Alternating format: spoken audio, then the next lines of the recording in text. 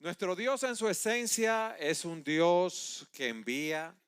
Desde el principio su propósito ha sido salvar a los pueblos, a los perdidos y llevar su gloria a todas las naciones. Y a lo largo de la historia hemos visto muchos hombres y mujeres que se han entregado a predicar las buenas nuevas de salvación y que han dado su vida por la causa del Señor. Son muchos los casos, son muchos los ejemplos que tenemos. William Carey llevó el evangelio a la India y él dijo: esperen grandes cosas de Dios, intenten grandes cosas para Dios. Eran personas que tenían una gran fe. Hudson Taylor rompió muchas barreras culturales al ir a la China a predicar la palabra confiando en la provisión divina. Tenemos el caso también de Jim y Elizabeth Elliot, que fueron al Ecuador, donde los Aucas, una tribu que no había sido alcanzada, que pocas personas habían tenido contacto con ellos. Jim Elliot era un hombre muy capacitado, había estudiado, un gran líder, y fue con unos compañeros allí a predicar el evangelio a esa tribu. Ellos sobrevolaban en avión donde vivían estos indígenas, dejaban regalos, y en una que fueron a reunirse con ellos, estos indígenas vinieron y los mataron a todos. Su esposa Elizabeth Elliot: ¿qué usted hubiera hecho, hermano? Me mataron a mi esposo en una selva en el Ecuador. ¿Qué usted hubiera hecho? Bueno, yo me voy ya con mi hijo, me voy, regreso a Estados Unidos. No, la esposa se quedó ahí.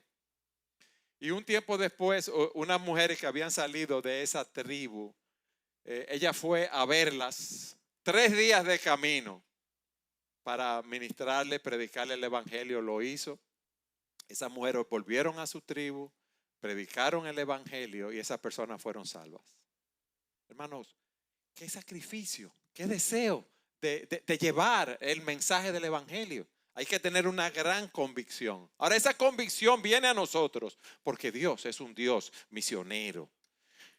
Y la misión de Dios no comienza en el Nuevo Testamento, sino que está profundamente arraigada en todas las escrituras, desde Adán y Eva hasta Pentecostés. Dios ha enviado a su pueblo, mis hermanos, óiganme bien, a su pueblo, para bendecir a las naciones y proclamar su verdad. Y ese es el tema que vamos a estudiar: cómo Dios nos envía. Y lo vamos a ver en 4 encabezados para que nadie se confunda. Primero, el Dios que envía desde la creación y en el Antiguo Testamento. En segundo lugar, vamos a ver el Dios que envía a su Hijo. En tercer lugar, el Dios que envía a su Espíritu Santo a nosotros. Y en cuarto lugar, el Dios que nos envía a nosotros. Lo primero es el Dios que envía desde la creación. Dios envió a Adán y Eva. Ahí empezó su propósito de llenar la tierra con su gloria cuando los envía a ellos, a esta tierra, creándolos a su imagen y su semejanza. Dice Génesis 1:28, Dios los bendijo y les dijo: sean fecundos, multiplíquense, llenen la tierra y sométanla.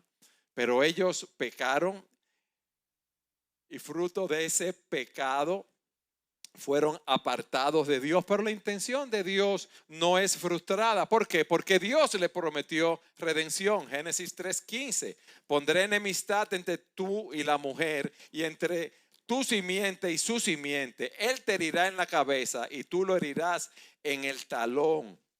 Dios señala el plan redentor a pesar del pecado de nuestros primeros padres.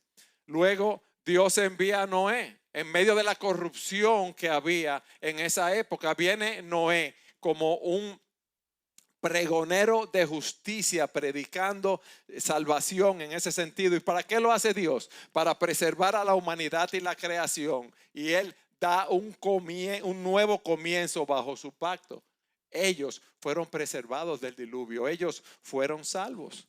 Luego Dios envía a Abraham para ser una bendición a las naciones. Recuerdan lo que hemos predicado: en ti serán benditas todas las naciones de la tierra.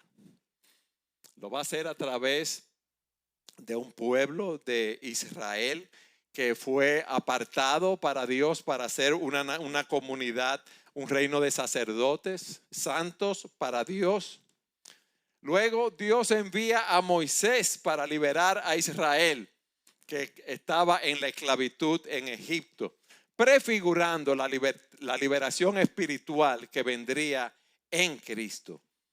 Dios rescata a ese pueblo, lo saca de allí, de medio de la esclavitud en Egipto, de una manera portentosa, para dar a conocer su poder y su gloria a través de ese pueblo por toda la tierra. Ese pueblo no cumple lo que el Señor le manda, un pueblo infiel. Un pueblo que no puede seguir a Dios, al igual que a nosotros en nuestra propia naturaleza. Pero Dios, en su amor y en su misericordia, envía continuamente a profetas para llamar a ese pueblo al arrepentimiento y proclamar esa esperanza, la promesa de un Mesías que sufriría, que vendría, pero iba a traer redención. Estos profetas, como sabemos, predicaron la palabra, llamando al pueblo al arrepentimiento. En algunos casos lo hubo, pero en la mayoría de los casos no lo hubo ese arrepentimiento. Isaías fue enviado para advertir a Judá sobre el juicio venidero debido a su idolatría, debido a su rebelión, pero también para anunciar la esperanza de ese Mesías que vendría. Pero ellos rechazaron el mensaje en su gran mayoría y Judá enfrentó el exilio. Jeremías también fue llamado para advertir al pueblo de Judá sobre la inminente destrucción de Jerusalén si no se arrepentían de su idolatría, de su rebeldía, de su pecado. ¿Y qué hizo el pueblo? ¿Lo escuchó? No. El pueblo lo persiguió, lo encarceló, rechazó el mensaje y Jerusalén finalmente fue destruida por Babilonia. Jonás fue enviado a Nínive, una ciudad gentil, a proclamar el juicio de Dios. Y los ninivitas creyeron a Dios, se arrepintieron y evitaron ese juicio. Hermanos, una constante oposición al mensaje que Dios mandaba a su pueblo. Jonás, vemos este caso que es uno de los pocos casos donde las personas creyeron. Ese mensaje de los profetas apuntaba a algo mayor, a la llegada de un siervo que había sido prometido, alguien que no solamente proclamaría la redención, sino que la consumaría en su vida. Es ese siervo sufriente descrito en Isaías 53. Es una profecía que apunta directamente al Señor Jesucristo, quien fue enviado por Dios a cargar con el pecado del mundo y preparar el camino para la reconciliación final. Pero miren algo, mis hermanos. Este texto, al igual que muchos otros, como nos predicó el pastor Dionis la semana pasada, nos muestra el amor profundo de Dios y su plan de redención. Vayan conmigo a Isaías 53, versículo 1. ¿Qué dice Isaías? ¿Quién ha creído a nuestro mensaje? ¿A quién se ha revelado el brazo del Señor? Creció delante de él como renuevo tierno, como raíz de tierra seca. No tiene aspecto hermoso ni majestad, así fue que el Señor vino para que lo miremos, ni apariencia para que lo deseemos. Fue despreciado y desechado de los hombres, varón de dolores y experimentado en aflicción. Y como uno de quien los hombres esconden el rostro, fue despreciado y no lo estimamos. Fue rechazado, mis hermanos. Es toda esa profecía, toda esa predicación acerca del Señor. Y fue despreciado. Sin embargo, ese siervo sufriente iba a cargar con nuestros pecados, iba a cargar con nuestra pena, iba a cargar con nuestro castigo. Dice el versículo 4, ciertamente llevó nuestras enfermedades y cargó con nuestros dolores. Con todo, nosotros lo tuvimos por azotado, por herido de Dios y afligido. Pero él fue herido por nuestras transgresiones, fue molido por nuestras iniquidades. El castigo por nuestra paz cayó sobre él y por su herida hemos sido sanados. Aquí vemos cómo en el Antiguo Testamento se presenta esa misión culminante de Dios en Cristo. Ese siervo que iba a ser enviado para cumplir con todas esas promesas redentoras. En Isaías capítulo 7, versículo 14, se predice el nacimiento de un niño como una señal de cumplimiento de la promesa de Dios a su pueblo. Se nos dice, por tanto, el Señor mismo le dará una señal. He aquí la virgen concebirá y dará a luz un hijo y le pondrá por nombre Emmanuel. Viene un niño, está diciendo Isaías, que va a ser un símbolo de esperanza. Dios va a estar en medio de ustedes, en medio de los tiempos difíciles que ustedes están viviendo. Y ese cumplimiento vino dado en Jesús.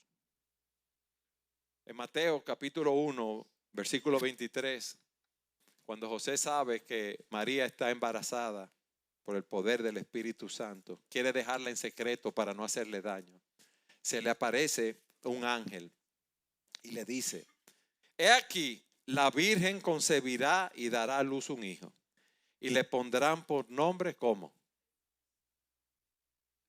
¿Y Emmanuel qué significa? Dios va a venir a morar con ustedes. Ustedes ven cómo a través de todo el Antiguo Testamento Dios envió, lo vimos muy brevemente, eso es lo que hemos estado estudiando, personas, hombres, profetas, a anunciar que Dios venía a la tierra, que Dios se iba a hacer hombre, iba a estar en medio nuestro. Y eso es lo que nos lleva a nuestro segundo punto. Dios envía a su Hijo Jesucristo a la tierra. Dice Gálatas 4:4. Sin embargo, cuando se cumplió el tiempo establecido, ¿por quién? ¿Por quién estaba establecido ese tiempo? Por Dios. Dios envió a su Hijo, nacido de una mujer y sujeto a la ley. Dios lo envió para que comprara la libertad. Gracias, mi amado pastor. Para que comprara la libertad de lo que éramos esclavos de la ley, a fin de poder adoptarnos como sus hijos. En el tiempo de Dios, Él envió a su Hijo a rescatarnos. Mis hermanos, Dios se hizo carne. Dios habitó entre nosotros para mostrar su gloria en el carácter de Cristo, en sus obras, en su misión redentora. Yo quiero que ustedes me acompañen a un texto que ustedes conocen muy bien en Juan capítulo 1, versículos 1 al 3. Juan 1, 1 al 3. En el principio ya existía el verbo y el verbo estaba con Dios y el verbo era Dios. Él estaba en el principio con Dios. Todas las cosas fueron hechas por medio de Él y sin Él nada de lo que ha sido hecho fue hecho. Jesús, ese verbo eterno, Él existía antes de la creación con Dios. Tenía una relación íntima con Dios, una relación entre el Padre, el Hijo y el Espíritu Santo. Él fue la palabra creadora, el creador de todo lo que existe. Y miren lo que nos dice en el versículo 14. El verbo se hizo carne y habitó entre nosotros. Y vimos su gloria, gloria como del unigénito del Padre, lleno de gracia y de verdad. Hermanos, nosotros estamos tan familiarizados con decir que Dios se hizo carne, con que Jesucristo vino a la tierra, que se nos olvida que fue el creador de todas las cosas quien se hizo carne y tuvo aquí hambre, tuvo sed, tuvo frío, vivió una vida igual que todos los hombres, pero era sin pecado. Y cuando dice que habitó entre nosotros, es la palabra, podemos decir, tabernaculó entre nosotros, entre los hombres. Dios vino a morar aquí. Dios vino a encontrarse con nosotros. Y eso es lo que profetizaron todos los profetas a través del tiempo. Él está viviendo en medio de su pueblo. Él vino a compartir nuestro sufrimiento. Él vino a compartir nuestras vivencias. Y dice aquí, vimos su gloria. ¿Dónde vimos la gloria de Cristo? En su carácter.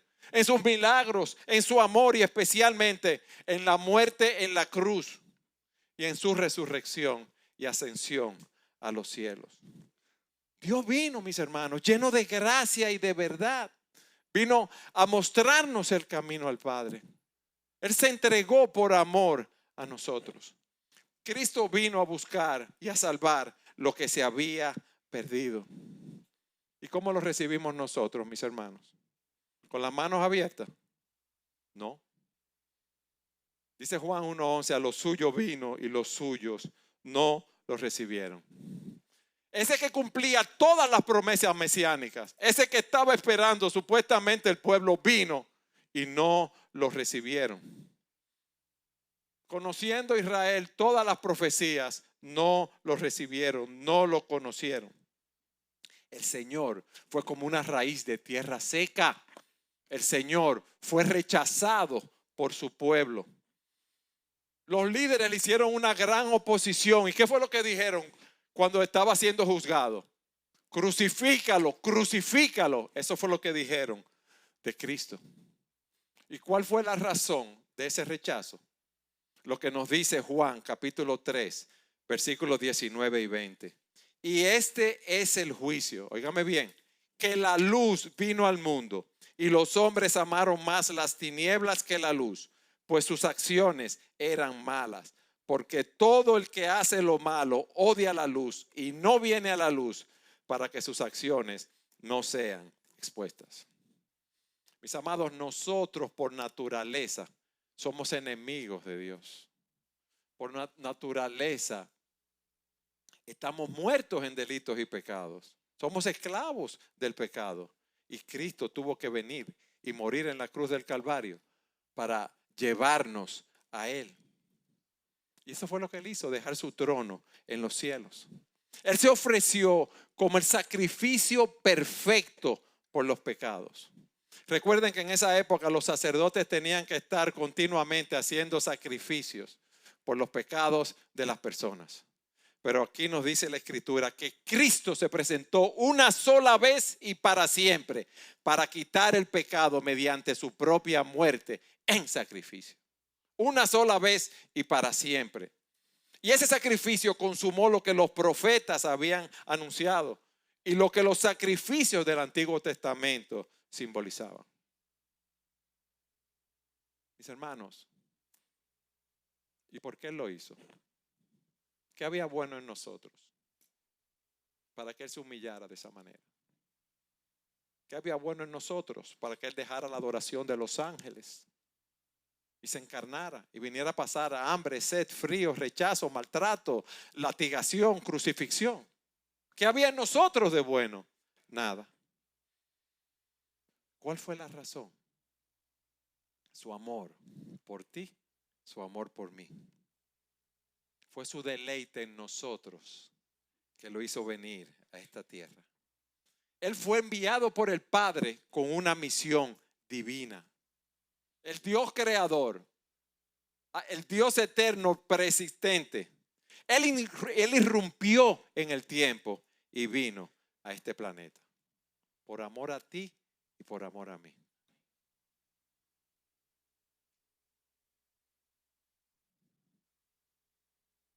Él fue crucificado, Él murió, Él fue sepultado, pero Él resucitó, hermanos. Él resucitó. Y esa resurrección valida la obra redentora de nuestro Señor. Dice Romanos 1:4 que Él fue declarado Hijo de Dios con poder por la resurrección de entre los muertos, según el Espíritu de Santidad, nuestro Señor Jesucristo. Con esa resurrección se muestra que el Padre aprobó el sacrificio que Él hizo en la cruz del Calvario. Pero más que todo eso, es que Él es el Rey todopoderoso, el Rey de reyes y el Señor de los señores. Y ese es el cumplimiento definitivo de todas las promesas que Dios nos había hecho. Mis hermanos, y si esas promesas se cumplieron, las promesas que tenemos por delante, ¿qué ustedes creen que va a pasar? Se van a cumplir también. Y gloria a Dios por eso, por la esperanza que nosotros tenemos. Esa resurrección confirma que el sacrificio de Cristo fue aceptado y que su victoria sobre el pecado y la muerte es definitiva. Con esa resurrección le mostró a los principados y potestades que Él es el Rey todopoderoso, que ni siquiera la muerte pudo retenerlo. Y la muerte en ese sentido no nos va a retener a nosotros tampoco. Ahora, ese Cristo enviado por Dios, ese Cristo resucitado, nos da una encomienda a nosotros. Vayan conmigo a Mateo 28. Ese Cristo nos da una gran comisión. Miren lo que Él nos dice. Acercándose Jesús les dijo: toda autoridad me ha sido dada en el cielo y en la tierra. Vayan pues y hagan discípulos de todas las naciones, bautizándolos en el nombre del Padre y del Hijo y del Espíritu Santo, enseñándoles a guardar todo lo que les he mandado. Y recuerden, yo estoy con ustedes todos los días hasta el fin del mundo. El Señor te está llamando a ti, me está llamando a mí para que hagamos más discípulos, que predicamos el Evangelio para que otros puedan seguir al Rey. Jesús, se nos dice en el versículo 28, tiene toda autoridad.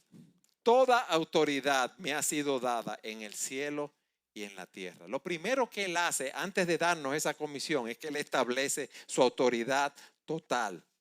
Mis hermanos, si Él nos está mandando, ese mandato, aceptarlo no es opcional, pero es un mandato respaldado por el Rey soberano del universo, creador de los cielos y de la tierra. Y esa autoridad de Jesús abarca todo, cielos y tierra. No hay lugar, no hay persona, no hay circunstancia que esté fuera del reinado y el control del Señor Jesucristo. Y eso debe darnos confianza a nosotros que la misión que llevamos a cabo no será en vano.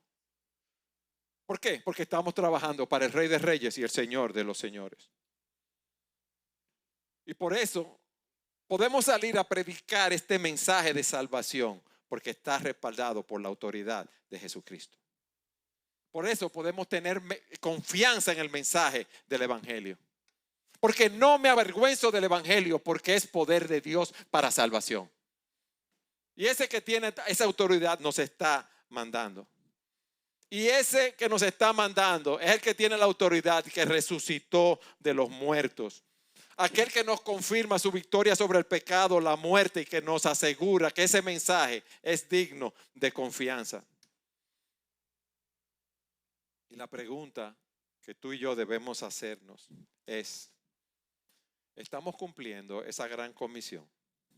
Mis hermanos, ¿estamos confiados en la autoridad de Jesús? ¿O estamos permitiendo que el temor y las dificultades nos detengan en esa misión? El Señor nos está mandando a ser discípulos de todas las naciones, bautizándolos en el nombre del Padre, del Hijo y del Espíritu Santo, enseñándoles a guardar todo lo que les he mandado. Él no está diciendo solamente prediquen el Evangelio y que las personas se conviertan, no. Él nos está llamando a crear, a formar discípulos, seguidores comprometidos que viven y enseñen las enseñanzas de Cristo. O sea, nosotros debemos ir a predicar ese Evangelio. Las personas que se conviertan, bautizarlas y enseñarlas, ese compromiso de formación espiritual. Hermanos, por eso nosotros como iglesia debemos enfocarnos en discipular a aquellos que están conociendo al Señor. Ese debe ser nuestro foco, nuestro centro. Es muy bueno tener conferencias, es muy bueno tener eventos, pero si hay que hacer algo primariamente, porque solo pudiéramos hacer esa sola cosa, es ir, predicar el Evangelio y hacer discípulos. Mi pregunta es esta, porque me he cuestionado muchas cosas preparando el mensaje. ¿Estamos nosotros enfocados como iglesia y como creyentes en hacer discípulos que vivan de acuerdo al Evangelio? ¿O solo estamos contentos con traer asistentes a nuestras actividades, personas que vengan a la iglesia? ¿Cuál es tu compromiso? Pero el Señor no solamente nos manda, sino que también nos promete algo, su presencia con nosotros. Y he aquí, yo estoy con ustedes todos los días hasta el fin del mundo. Él no nos envía solos a hacer la labor. Nosotros no estamos solos en la obra misionera, no estamos solos en la obra del discipulado, sino que el Señor, por medio de su Espíritu Santo, nos da ánimo, nos da fuerza para enfrentar, óyeme bien, todos los desafíos que se presenten. Oye bien, Él nos da la fuerza para enfrentar todos los desafíos que se presenten. Pero nosotros tenemos que depender cada día más del Señor. Mis hermanos, y esto es un trabajo espiritual. ¿Cómo dependemos más del Señor? Conociéndolo a través de su palabra y orando continuamente en su presencia. Pregunto a ustedes, mis amados, ¿quién puede cumplir este mandato? ¿Quién puede hacerlo? Yo no puedo hacerlo solo. El Señor nos da una comisión increíble. Pero antes de subir al cielo, Él les dijo a sus discípulos lo que le iba a dar. ¿Qué le iba a dar? El poder para cumplir la misión que tenían por delante. Vayan conmigo al libro de los Hechos, en el capítulo 1, versículo 8. En ese versículo se resume el mandato y la misión de la iglesia. Pero recibirán poder cuando el Espíritu Santo venga a ustedes y serán mis testigos en Jerusalén, en toda Judea y Samaria, hasta los confines de la tierra. O sea, yo lo voy a enviar a ustedes. Ustedes tienen una misión que es increíble de hacer: predicar el evangelio, hacer discípulos. Y yo los voy a capacitar a ustedes en el poder del Espíritu Santo. Ustedes van a recibir poder, dinamis, fuerza, capacidad, autoridad. Ustedes van a recibir un poder que no es humano, sino que es divino, que es proporcionado por el Espíritu Santo, la tercera persona de la Trinidad. Ustedes van a recibir una habilitación sobrenatural para glorificar el nombre de Dios. Ustedes van a recibir el poder del Espíritu para poder proclamar el evangelio poderosamente. Y van a haber transformaciones en sus vidas y en las vidas de las personas a las cuales ustedes ministran. Y ese Espíritu lo va a capacitar para mantener la unidad en la iglesia. Y ese Espíritu te va a capacitar para tú estar fortalecido en medio de la aflicción, en medio de los problemas, en medio de la tribulación. Ese Espíritu te va a dar dones espirituales para que tú sigas adelante haciendo la obra de Cristo. Ese Espíritu Santo te va a guiar. Pero no va a ser para tu gloria personal, sino para la gloria de Dios, para que tú lleves ese mensaje de salvación hasta los confines de la tierra.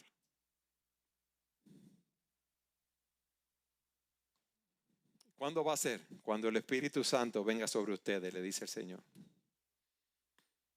En Juan 14:26 el Señor dijo: pero el Consolador, el Espíritu Santo, a quien el Padre enviará en mi nombre, Él les enseñará todas las cosas y les recordará todo lo que les he dicho. Y ese Espíritu, cuando venga, convencerá al mundo de pecado, de justicia y de juicio. Y tú serás mi testigo. Los discípulos estaban llamados a dar un testimonio de la vida, muerte, crucifixión del Señor Jesucristo. Ser un testigo es alguien que proclama, que dice algo que ha visto, algo que ha oído, algo que ha experimentado en una relación. Pero este mandato, mis amados, implica tener fidelidad, valentía y disposición para enfrentar la oposición y el sufrimiento. Y si Dios me llama a ser un testigo abiertamente, ¿eso me enseña algo? No hay cristiano de la secreta. No, no lo hay. Yo tengo que testificar de lo que he visto, de lo que yo he oído. Eso es algo demasiado grande, lo que Cristo ha hecho por mí. Los discípulos estaban predicando el evangelio en el templo, fueron apresados, fueron azotados Y se nos dice en Hechos 5:41, los apóstoles pues salieron de la presencia del concilio regocijándose de que hubieran sido considerados dignos de sufrir afrenta por su nombre. Y el Señor nos dice, ustedes van a ser mis testigos. ¿Dónde? En Jerusalén, en toda Judea y Samaria, hasta los confines de la tierra. Esa es la estrategia de Dios para la expansión del evangelio. El punto de partida, Jerusalén, la comunidad inmediata donde ellos se encontraban. Óigame bien, lo mismo debemos hacer nosotros. Judea y Samaria, las regiones vecinas, hasta los confines de la tierra, una misión global que tú y yo tenemos de alcanzar todas las naciones y todos los pueblos. Hermanos, esta es una bendición global. Pero ese evangelio debe llevarlo un pueblo lleno del Espíritu Santo. ¿Y quién es ese pueblo? Nosotros. No es otro que va a hacer la labor por ti. Tú y yo tenemos que hacerlo. Ese mensaje que transforma comunidades, culturas y naciones. Dios envió a su Hijo, pero Dios también envió a su Espíritu Santo. Vayan conmigo a Pentecostés en Hechos 2. Que es la marca del cumplimiento de esta promesa de Jesús. Cuando llegó el día de Pentecostés, estaban todos juntos en un mismo lugar. De repente vino del cielo un ruido como de una ráfaga de viento impetuoso que llenó toda la casa donde estaban sentados. Se les aparecieron lenguas como de fuego, que repartiéndose se posaron sobre cada uno de ellos. Todos fueron llenos del Espíritu Santo y comenzaron a hablar en otras lenguas según el Espíritu le daba la habilidad para expresarse. A los 50 días de la Pascua se celebraba la fiesta de Pentecostés. En esa fiesta se ofrecían las primicias de las cosechas. Y aquí vemos en Pentecostés el cumplimiento de esas promesas del Antiguo Testamento sobre el derramamiento del Espíritu Santo que se nos dice en Joel 2, 28 al 32. Aquí vemos el cumplimiento de las palabras de Jesús en Lucas 24, 49 y el texto que estudiamos o que vimos brevemente de Hechos 1, 8. Aquí vemos cómo en Pentecostés se marca, si podemos decirlo así, la inauguración visible de la iglesia como el cuerpo de Cristo capacitada para la misión global. Y esa iglesia en Pentecostés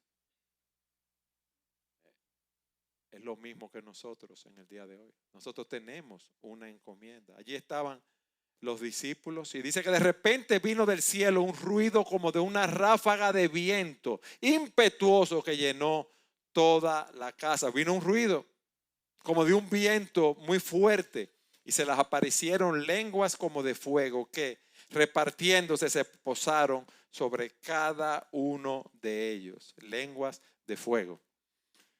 En las Escrituras el fuego representa la presencia purificadora y santificadora de Dios. Y aquí simboliza el poder del Espíritu Santo que capacita a cada creyente para dar un testimonio.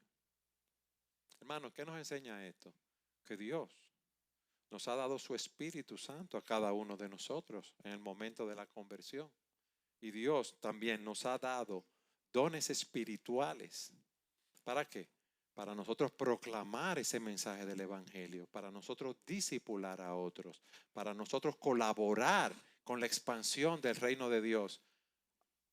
¿En dónde? Solamente en Jerusalén, en Judea y Samaria, solamente en Santo Domingo, solamente en Santiago, solamente en Puerto Plata. No, mis hermanos, hasta lo último de la tierra. Ese es el compromiso que tú y yo tenemos con el Señor. Y se nos dice aquí que todos fueron llenos del Espíritu Santo.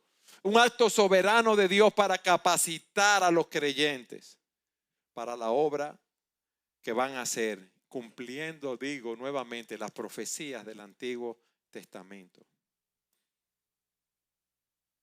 Tú y yo tenemos el Espíritu Santo. La llenura del Espíritu Santo, la llenura de la palabra de Dios continúa siendo también una experiencia para los creyentes a lo largo de sus vidas cristianas. Y aquí se nos dice que ellos comenzaron a hablar en otras lenguas según el Espíritu le daba la habilidad de expresarse. Empezaron a hablar en otros idiomas. ¿Para qué? Para validar el mensaje del Evangelio y demostrar la soberanía de Dios al comunicar su verdad a diversas personas.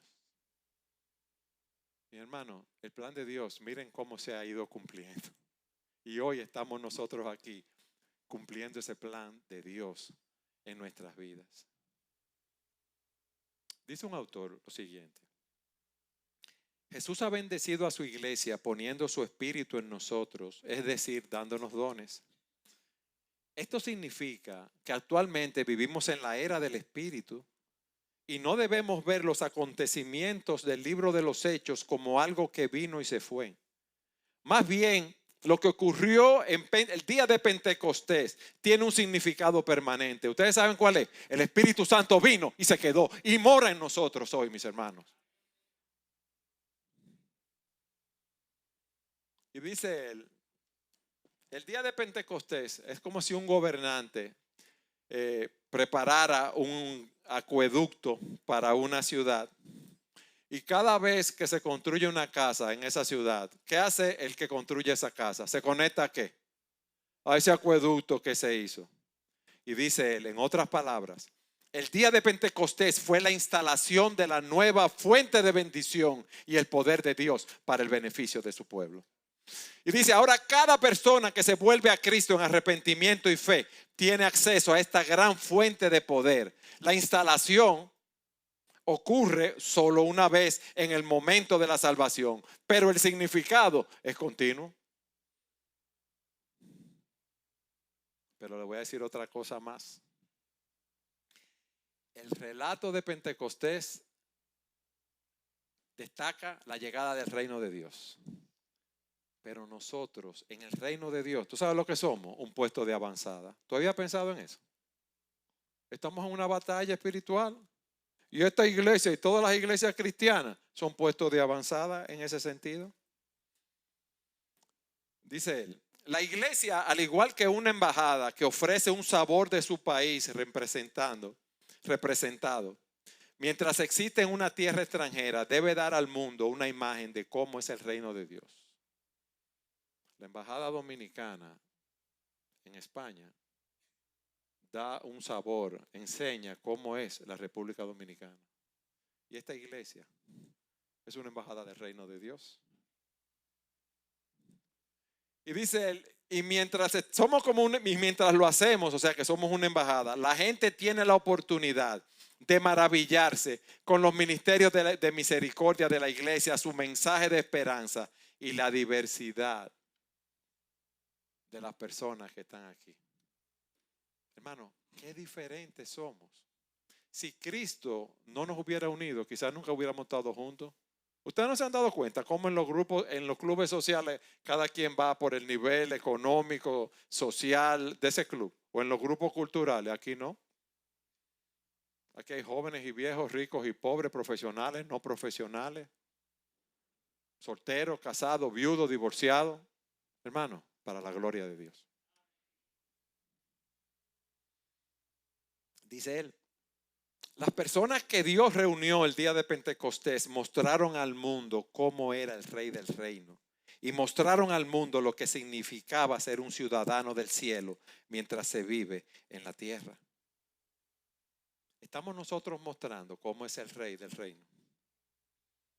Estamos nosotros mostrando con nuestras vidas lo que significa ser un ciudadano del cielo. Cuando nosotros vemos la iglesia en Corinto, en Éfeso, en Filipo, eran puestos de avanzada que Dios mandó, embajadas. Mis hermanos, que también nosotros, óigame bien, aspiremos a mostrar al mundo cómo es ese reino venidero mientras nos sometemos al Rey Jesús y continuamos llevando adelante la misión de la iglesia, como vemos aquí en el poder del Espíritu Santo. Y en cuarto y último lugar, Dios nos envía a nosotros. Nosotros somos embajadores de Cristo. Tú eres un representante de Cristo. Tú eres un miembro de la embajada de Jesús. Vayan conmigo a 2 Corintios 5, 18 al 20.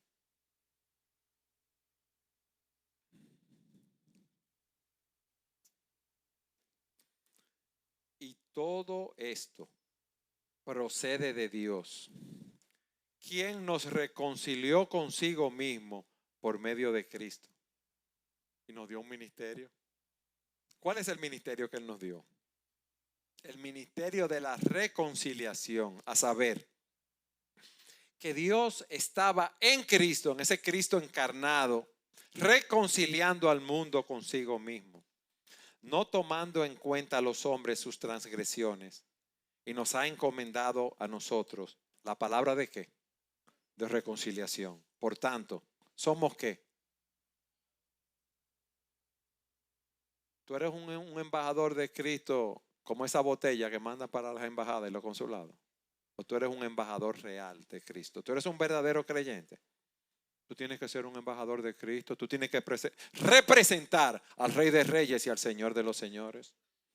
Por tanto, somos embajadores de Cristo, como si Dios rogara por medio de nosotros. En nombre de Cristo les rogamos, reconcíliense con Dios. Si yo soy un embajador, yo tengo que proclamar lo que dice mi rey en el reino. Yo no puedo ser un cristiano de la secreta. Yo no puedo ser apático. Eso debe ser lo primero que yo hago en la vida, buscar el reino de Dios y su justicia. Ser reconciliados con Dios es la base de nuestra misión. Ya no somos enemigos, ya no somos adversarios de Dios. Somos hijos de Dios, embajadores que debemos llevar ese mensaje. Y tú como embajador, donde quiera que tú estés, tú estás representando a Jesucristo. Tú estás llevando ese mensaje que debes hacerlo con fidelidad y urgencia. Tú debes estar llamando a las personas a volverse a Dios por medio de Cristo, quien quitó nuestras transgresiones, quien pagó en la cruz del Calvario por nuestros pecados. Hermanos, el mensaje central nuestro y de esta iglesia, central, debe ser a Cristo crucificado y glorificado. Ese es el mensaje central que nosotros proclamamos. Hay un Rey de Reyes, hay un Señor de Señores. Y continuamente debemos evaluar si nuestro mensaje personal cuando predicamos y como iglesia está centrado en esa cruz, en ese mensaje de reconciliación.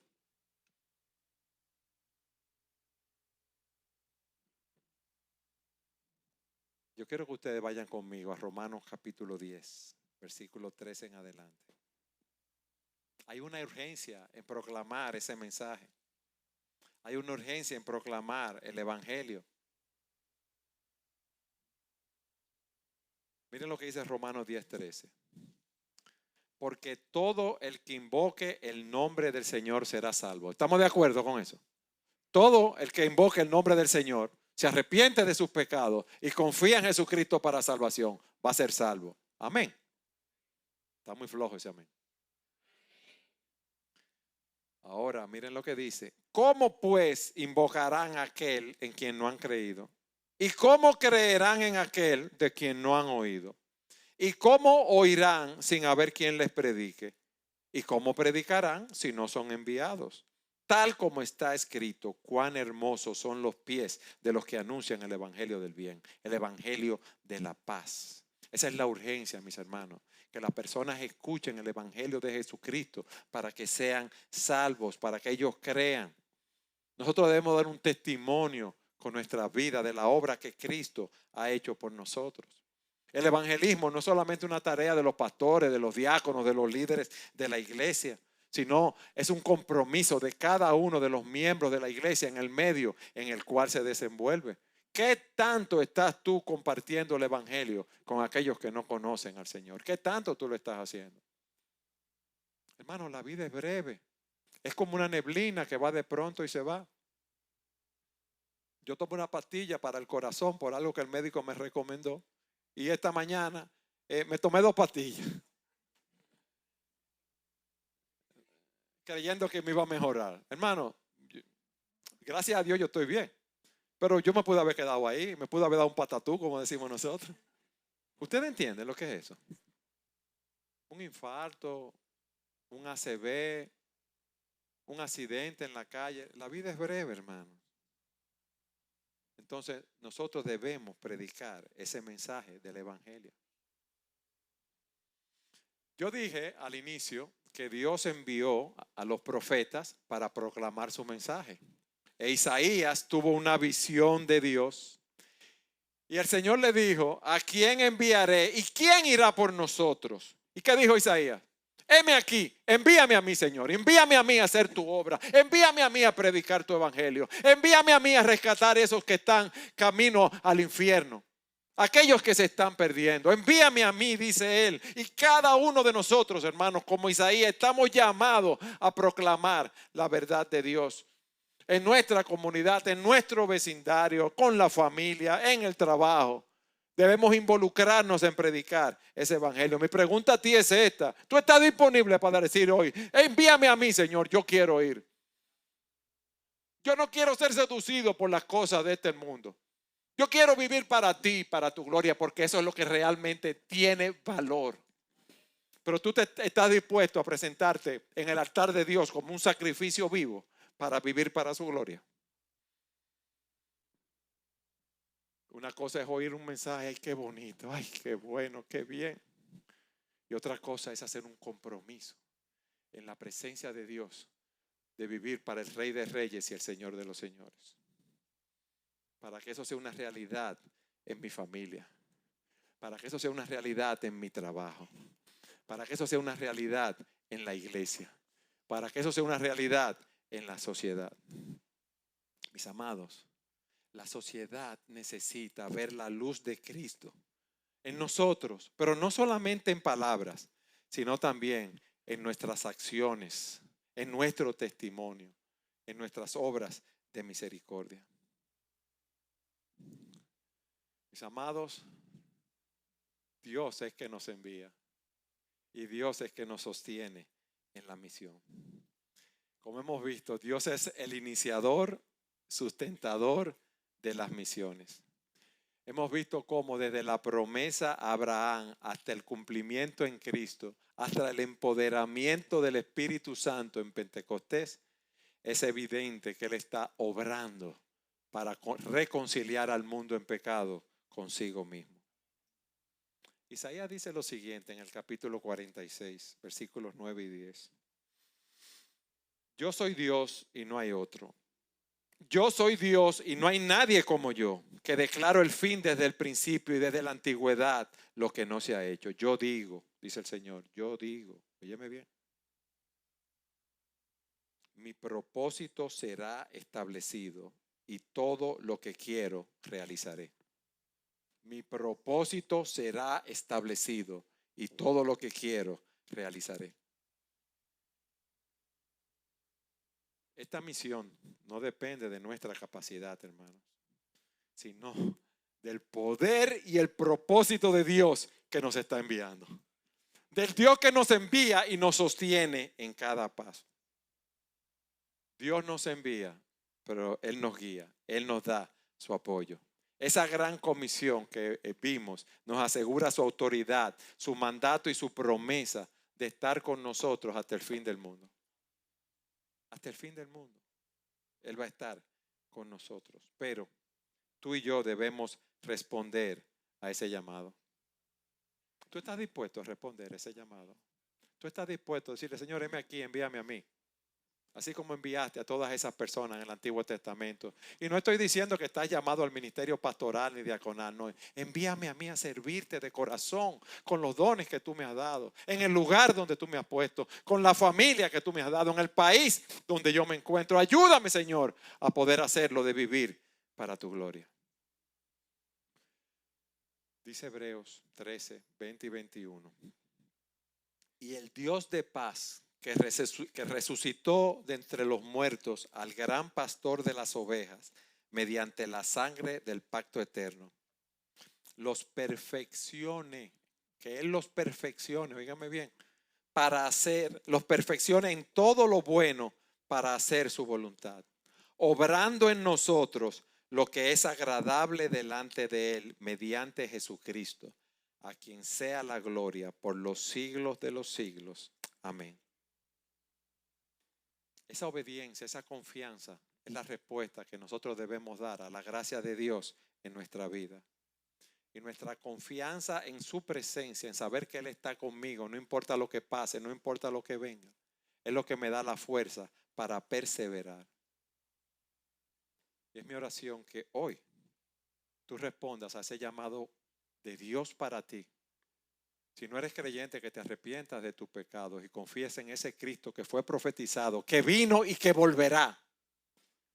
Y si tú eres un creyente, para presentarte como un sacrificio vivo en su presencia. ¿Por qué? Porque ese Dios que nos envía es el Dios que completará la obra en nosotros. Pablo dice, yo estoy convencido precisamente de esto, que el que comenzó toda buena obra en nosotros, la perfeccionará hasta el día de Jesucristo.